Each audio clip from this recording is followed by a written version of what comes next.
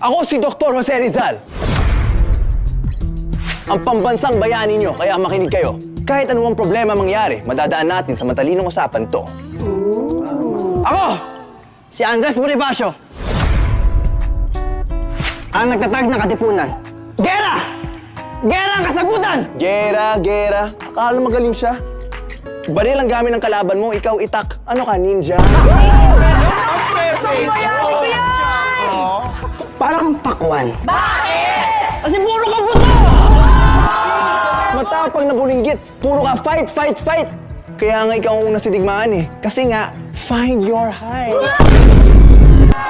Habang kami nag-aantay, lumalabat at binubura ng emosyon, yung Dr. Jose Rizal yun, nandun na Espanya, nagbabakasyon!